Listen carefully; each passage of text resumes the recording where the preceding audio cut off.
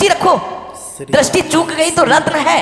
यहाँ दृष्टि रखना, शासन मतलब उसकी पिटाई करना नहीं कि जैसे ढोल को पीटा जाता है ऐसे स्त्री को पीटा जाए, शूद्र को पीटा जाए तो गंवार को, ये व्याख्या नहीं है, ये मूर्खता है, इसे व्याख्या नहीं कहते। जैसे कनक शब्द के कई अर्थ होते हैं, ऐसे ही ताड़न शब्द का यहाँ अलग अलग प्रयोग है। स्त्री के ऊपर दृष्टि रखो।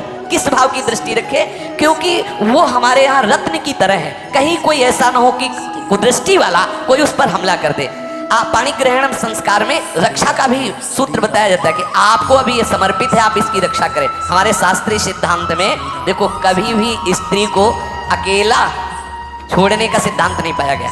अगर शास्त्रीय सिद्धांत, बच्ची है तो माता पिता के शासन, थोड़ी बड़ी हुई तो भाई आदि के बीच में, और बड़ी हुई तो पति के, और बड़ी हुई तो पुत्रों के, मतलब एक सानिध्य का एक दृष्टि रखी गई है कि यदि आप अपनी दृष्टि में रखेंगे तो उसका अमंगल नहीं होगा, उसका हित नहीं होगा। ये जो जैसे मानो कोई सी स्त्री को अकेला कोई पा गया और कुमार्गामी वृत्ति वाला हुआ, तो आज जो घटनाएं सुनने को मिलती हैं, अगर हमारी दृष्टि हो उस पर तो ऐसा नहीं हो सकता। और दूसरी बात यह है कि स्त्री को बुद्धि स्वरूपा भी माना गया। भगवान से भीष्म जी कहते हैं, मैंने अपनी कुंवारी कन्या बुद्धि को, हमारी कुंवारी कन्या है बुद्धि, सदैव सुरक्षित रखा है, आज आपके चरणों में समर्पित करते हैं। तो शास्त्र शासन के द्वारा बुद्धि को सदैव अपने अधीन रखो, कहीं बुद्धि कुमार्गामी ना हो जाए। यहाँ स्त्री के ताड़न का केवल एक सूत्र है कि आप उस पर दृष्टि बनाए रखें, कहीं स्त्री रत्न कहीं अपवित्र ना हो जाए, कहीं दूसरे का किसी तरह से कुमार्गामी लोगों का ऐसा कोई बर्ताव ना हो जाए, इसलिए सावधान। वहाँ उसको पीटने का शब्द नहीं है कि ढोल गवार शूद्र पशु नारी सकल ताड़ना के अधिकारी। ताड़ना का तात्पर्य वहां पीटना नहीं तो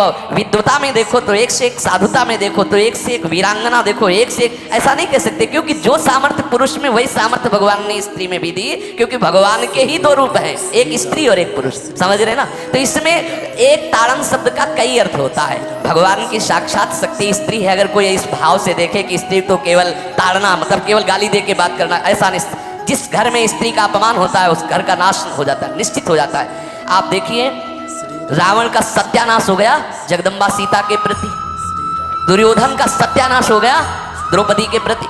जहां स्त्री का अपमान हो जाए, अगर कोई ये समझे कि स्त्री केवल मतलब जैसा हम चाहें वैसा व्यवहार करे, तो अगर नाश ना हो जाए तो हमें बता देना, क्योंकि भगवान की वो शक्ति है। अगर उसे तुम सोचो कि हम ताड़न करें, जैसे ढोल को ताड़न करें ऐसे ताड़न करें, तो तुम्हारा नाश हो जाएगा।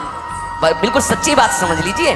केवल वहां दृष्टि रखने की बात कही गई है। आपका अधिकार है, आप उसकी सुरक्षा व्यवस्था में रहें। और एक वृत्ति होती है, अगर शासन ना हो तो हमारी बुद्धि भ्रष्ट हो जाए, हमारी बुद्धि भ्रष्ट हो जाए, आपकी बुद्धि भ्रष्ट हो जाए। भगवान का भय, शास्त्र का भय, लोक मर्यादा का भय, ये हमको सुरक्षित रखता है। इसलिए दृष्टि रखने की आवश्यकता है कि वो पवित्र रहे, वो सुरक्षित रहे, ना कि उसको पीटने के लिए यहाँ संबोधन किया गया गोस्वामी तुलसीदास जी ने। इसलिए सावधानी पूर्वक अपनी वृत्ति को पावन रखते हुए महापुरुषों के वचनों को समझने की चेष्टा की जाए। गोस्वामी जी ने जो यहाँ कहा, ढोल गवार शूद्र पशु नारी सकल ताड़ना के अधिकारी, तो ताड़ना का अलग अर्थ है, अलग अलग। जैसे ढोल में ताड़ना, तो वैसे ही सब जगह नहीं ताड़ना लगेगी। आप देखो, पशु जो है, चालक जो घुड़सवार होता है उसको ताड़ना एड़ी से देता है।